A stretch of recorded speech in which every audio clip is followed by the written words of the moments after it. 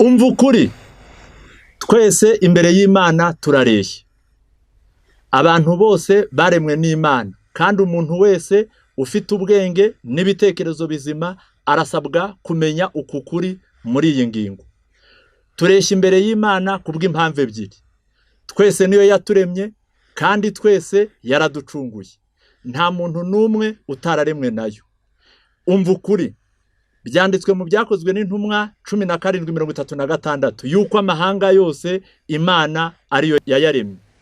Nanone muri Yobu 34:19 haranditse ngo, nkanswe kubibwira Imana itarobanura abami ku butoni, ntiyite ku batunzi kubarutisha abakene, kuko bose ariyo yabaremesheje amaboko yayo. Imana niyo yaremye abantu bose.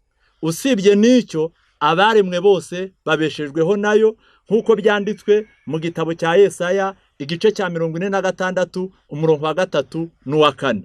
Haravuga ngo, umva mwese abona hetse mukiri mu nda, nkabaterura mukivuka, ndiwe muzarinda imvi z'uruyenzi kibaheka, ninjye waremye, ninjye uzaheka, ni koko nzaheka kandi nzajya nkiza. Umva ukuri, Imana niyo yaduhaye umucunguzi twese. Abakomeye n'aboroheje, abakire n'abakene, abazungu n'abirabura, twese twacungujwe amaraso ya Yesu, nk'uko byanditswe mu gitabo cy'Abakolosayi muri iki gice cya mbere umurongo wa 14, yuko twese twacungujwe amaraso ya Yesu. Twese abari mu isi dufite ibyo duhuriyeho.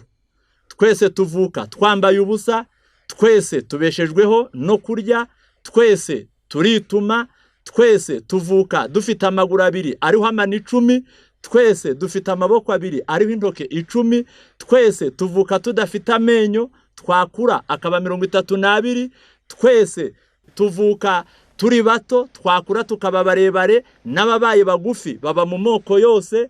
Umva ukuri, twese abari mu isi turi umuryango umwe, dukwiriye gukundana kandi tugashyira hamwe. Twese abari mu isi, iyo ushaje uri umuzungu cyangwa uri umwirabura, uri ubwoko bwari bwo bwose, urunama kandi ukamera imvi. Niyo mpamvu abari mu isi twese duhuriye ku buvandimwe. Umva ukuri, ijambo ry'Imana ritubwira yuko abantu bose bari mu isi bakwiriye kubahana, bagakundana, ntihagire usuzugura undi, ntihagire ugirira undi shari, ahubwo twese tukubahana kandi tugakundana. Ukuri kw'ijambo ry'Imana kutwereka yuko buri muntu wese waremwe, Imana yamushyizemo itegeko ryo kubaho yegamiye abandi kandi dufashanya. Niba abakene bariho ariko begamiye abakire kuko babafasha, babahemba babakoreye, n'abakire nabo bariho begamiye abakene bitewe n'uko imishinga yabo idashobora gutera imbere igihe cyose baba badafite abakene babakorera iyo mirimo yabo.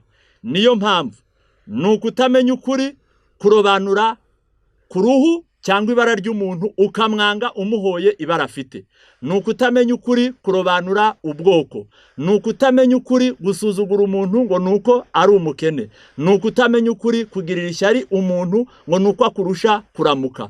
Umva ukuri, ubaha bose, kunda bose, kuko twese turi umuryango umwe. Imana ibidushoboze mu izina rya Yesu.